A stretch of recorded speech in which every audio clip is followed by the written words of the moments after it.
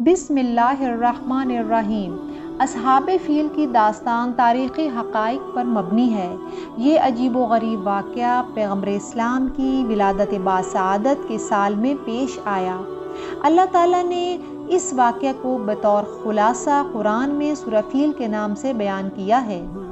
واقعہ کچھ اس طرح سے ہے کہ ابرہہ جو کہ یمن کا حاکم تھا اور ایک متحسب اور متکبر انسان تھا، اس نے شہر صنعا میں ایک عظیم الشان اور بے نظیر کلیسا بنایا تاکہ لوگوں کو اور خاص طور پر عربوں کو اس کلیسا کی طرف مائل کرے اور خانہ کعبہ سے دور کر دے۔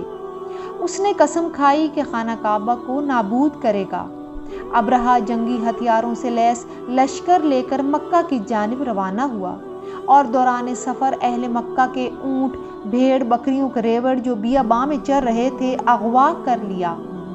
ان میں سے 200 اونٹ رسول خدا صلی اللہ علیہ وآلہ وسلم کے جد امجد جناب حضرت عبد المطلب کے تھے۔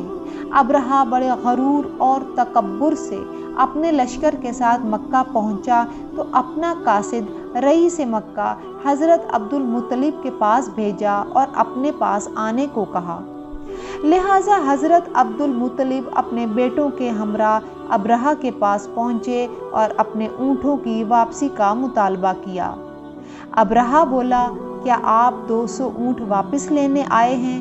میں تو آپ کے خدا کا گھر برباد کرنے آیا ہوں۔ حضرت عبد المطلب نے فرمایا، میں اونٹوں کا صاحب ہوں اور خانہ کعبہ خدا کا گھر ہے، وہ اپنے گھر کی خود حفاظت کرے گا۔ ابرہہ نے تکبر سے کہا، کسی میں اتنی جرأت نہیں کہ مجھے خانہ کعبہ کو ویران کرنے سے روک سکے۔ لہٰذا اگلی صبح وہ ایک ہاتھی جس کا نام محمود تھا پر سوار ہونے کا ارادہ کیا تاکہ کعبہ کی طرف لشکر سمیت کوچ کر سکے، لیکن وہ ہاتھی ٹس سے مس نہ ہوا بلکہ زمین پر لیٹ گیا اور ہاتھ پاؤں مارنے لگا۔ اس کو اٹھانے کے لیے تلواروں کے وار کیے گئے، یہاں تک کہ اس کے سر پر کلہاڑی ماری گئی لیکن وہ نہ اٹھا۔ طلوع خورشید کا وقت تھا کہ اللہ نے دریائے سرخ کی طرف سے ابابیل پرندوں کی فوج ابرہہ کے لشکر پر حملہ کرنے کے لیے بھیجی۔ ہر پرندے کے پاس چنے کے برابر 3 کنکریاں تھیں۔ ان میں سے ایک چونچ میں اور 2 پاؤں میں پکڑی ہوئی تھیں۔ ان پرندوں نے ابرہہ کے لشکر پر کنکریوں کی بارش کر دی۔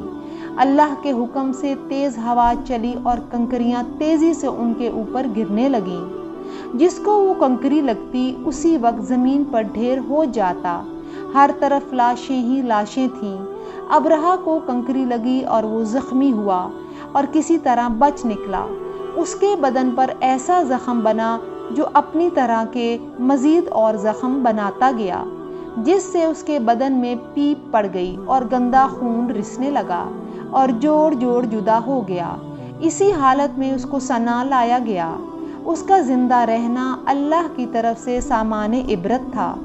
زخموں کی سرایت کی وجہ سے اس کے سینے میں دل کی طرف سوراخ ہو چکا تھا اور وہ اسی حالت میں دنیا سے چل بسا۔